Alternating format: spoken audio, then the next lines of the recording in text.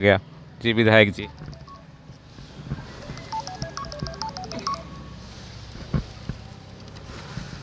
आज हम सभी यहाँ भारतीय जनता पार्टी की ओर से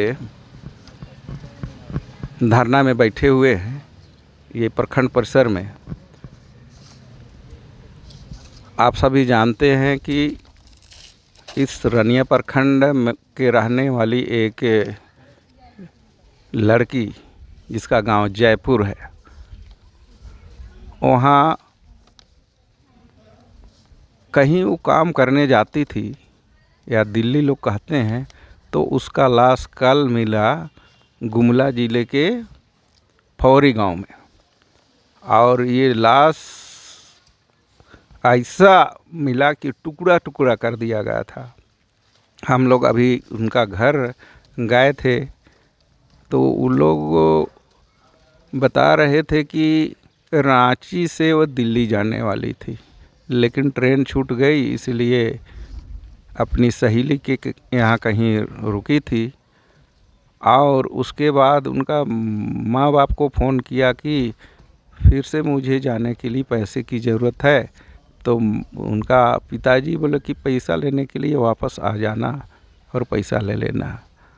लेकिन उन लोगों का कहना है कि इधर एक ठो लोहागड़ा गांव है, वहाँ इंद लगा था, उस रोज़ आई थी और फिर जा रही थी। जाने के बाद वो कहाँ लापता हो गई और वो फौरी गांव के पास एक कुआं में उसका लाश मिला, जो टुकड़ा टुकड़ा किया गया था, इधर उधर फेंक दिया गया था। तो ये लव जिहाद के रूप में हम लोग देख रहे हैं। पुलिस प्रशासन, हम एसपी को फ़ोन किए थे लेकिन बात नहीं हुई।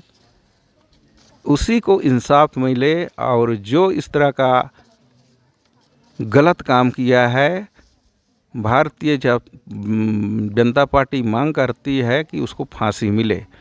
इसीलिए हम लोग उस लड़की को इंसाफ मिले, इसीलिए यहाँ धरना पर बैठे हुए हैं। और भारतीय जनता पार्टी जब तक उस परिवार वाले और उस लड़की को इंसाफ नहीं मिलेगा, भारतीय जनता पार्टी संघर्ष करेगी। इसी निमित्त आज यहाँ हेमंत सरकार को जगाने के लिए, यानी कि सोए हुए है तो उसको जगाने के लिए हम लोग का धरना के माध्यम से उसको चेतावनी देना चाहते हैं कि ऐसे जो कुकर्मी लोग हैं, दुष्कर्मी लोगों को है कि कड़ा से कड़ा सज़ा मिलना चाहिए। और ऐसा सज़ा मिलना चाहिए कि आने वाला समय में उस तरह का कोई किसी को हिम्मत ना बने। इसी निमित्त हम लोग यहाँ आज धरना पर बैठे हुए हैं और हम लोग लगातार इस तरह का धरना प्रदर्शन करेंगे जब तक हत्यारा को पुलिस प्रशासन नहीं पकड़ेगी और सज़ा नहीं देगी। झारखंड में आदिवासी बेटी कितनी सुरक्षित हैं हेमंत सोरेन की सरकार में?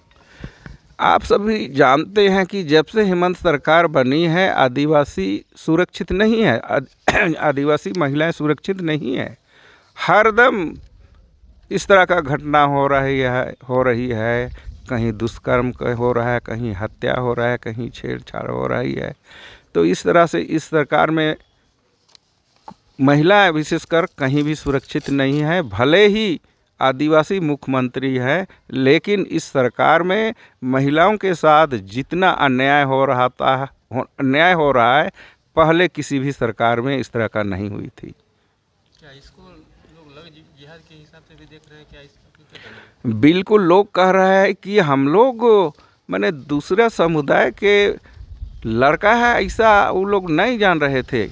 नाम बता रहा है बादल नाम से तो स्पष्ट नहीं होता है कि कोई दूसरा समुदाय के हैं, लेकिन ये अपना नाम को छिपा करके इससे लव कर रहा था, प्यार कर रहा था। और इस तरह आप सभी अवगत हैं कि इस तरह धोखा दे करके हमेशा इस तरह लड़कियों को माने टुकड़ा टुकड़ा करके बाद में जान से मार देता है। इसलिए हम लोगों को